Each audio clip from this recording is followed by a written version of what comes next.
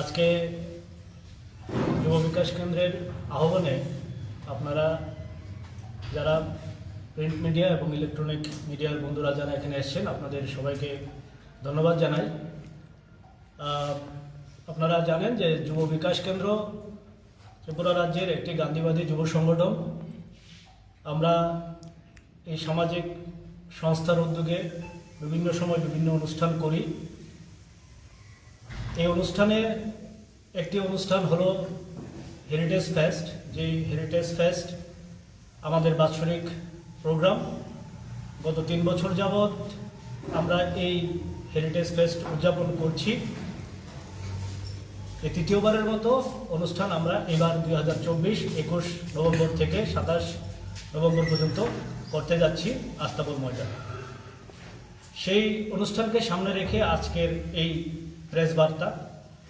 আমাদের মাঝে আজকের এই প্রেস বার্তাতে উপস্থিত আছেন এই সংগঠনের সভাপতি দেবাশিস মজুমদার, সহসভাপতি পাঞ্চালী দেববর্মা এবং সম্পাদিকা প্রতিমা দেববর্মা সহ বাকি সকল সদস্যবৃন্দ এবং আমাদের যে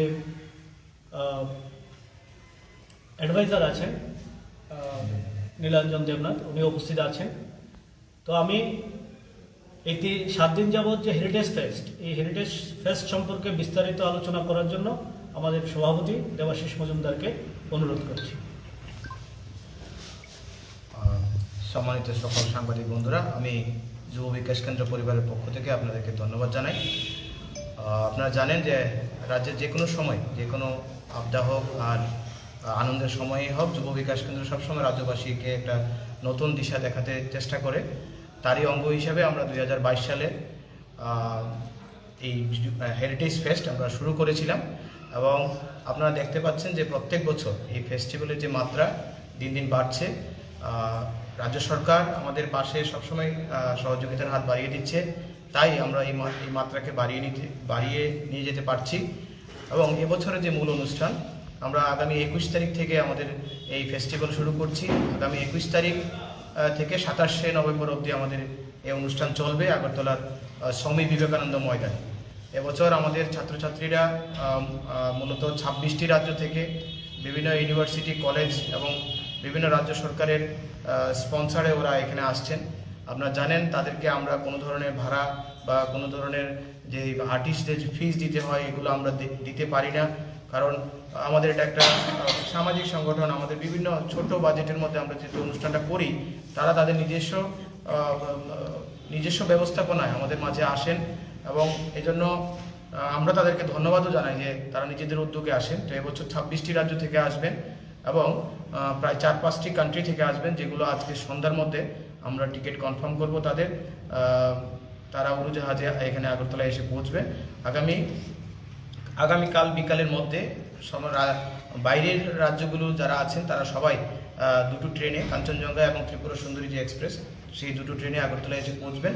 বাকি কিছু টিম আছেন যে 2 দিন পরেও আসছেন। তো মূলত 26টি রাজ্যের প্রায় 400-র উপরে প্রতিনিধি এবছর হওয়ার আমাদের সম্ভাবনা রয়েছে এবং আমরাও আনন্দিত, আপনারা জেনে আনন্দিত হবেন। রাজ্যের মাননীয় মুখ্যমন্ত্রী প্রফেসর ডক্টর মানিক সাহাজি আগামী 21শে নভেম্বর সন্ধ্যা 6টায় এই অনুষ্ঠানের শুভ উদ্বোধন করবেন এবং আমরা বেশি আনন্দিত এই কারণে, ওনার হাত ধরে তৃতীয়বারের অনুষ্ঠানটি উদ্বোধন হচ্ছে।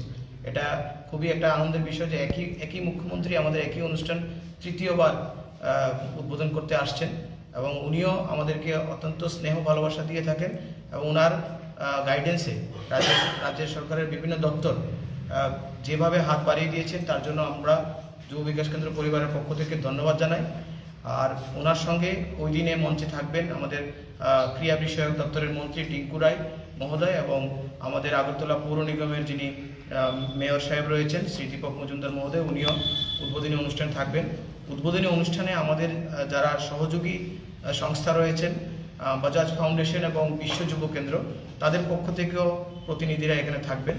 আর রাজ্যের সমস্ত নাগরিককে আমরা ওই দিনের অনুষ্ঠানে উপস্থিত থাকার জন্য, পাশাপাশি 7 দিন যাবৎ যে এখানে মেলা চলবে, সাংস্কৃতিক অনুষ্ঠান চলবে, বিভিন্ন ধরনের অ্যাক্টিভিটি হবে, তাতে রাজ্যের সমস্ত অংশের নাগরিককে আমরা আহ্বান জানাচ্ছি, আপনারা আসুন। আমরা সবসময় বলে থাকি যে যুব বিকাশ কেন্দ্র শুধু এই অনুষ্ঠানটার উদ্যোগ নিয়েছিল 2022 সালে 22 সালে করেছে, 23 সালে করেছে এবং 24 সালে করছে। আগামী দিনেও আপনাদের সকলের সহযোগিতা যদি থাকে আমরা এই অনুষ্ঠানটিকে রাজ্যের একটি ঐতিহাসিক অনুষ্ঠানের মাত্রায় নিয়ে যাওয়ার আমাদের প্রচেষ্টা রয়েছে। আমরা ইতিমধ্যেই ভারত সরকারের বিভিন্ন দপ্তরের সঙ্গে আলোচনা করেছি যে মাত্রায় আমরা জানি নর্থ ইস্টের বেশ কয়েকটি রাজ্যে, যেমন আমরা যদি নাগাল্যান্ডকে ধরে কথা বলি তাহলে হর্নবিল ফেস্টিভ্যাল নাগাল্যান্ডের একটা ঐতিহাসিক ফেস্টিভ্যাল। কাউকে বলতে হয় না যে ডিসেম্বর মাস আসলেই হর্নবিল ফেস্টিভ্যাল হবে। আমরা যোগ বিকাশ কেন্দ্র চেষ্টা করছি যে রাজ্য সরকার এবং কেন্দ্রীয় সরকারের সঙ্গে মিলে এই হেরিটেজ ফেস্টকেও একটা এরকম প্রোগ্রামে নিয়ে যেতে চাই যে নভেম্বর মাস আসলেই যেন সারা বিশ্বের লোক জানতে পারে যে ত্রিপুরা রাজ্যে একটা হেরিটেজ ফেস্ট হয় আর সেখানে আমাদের যেতে হবে।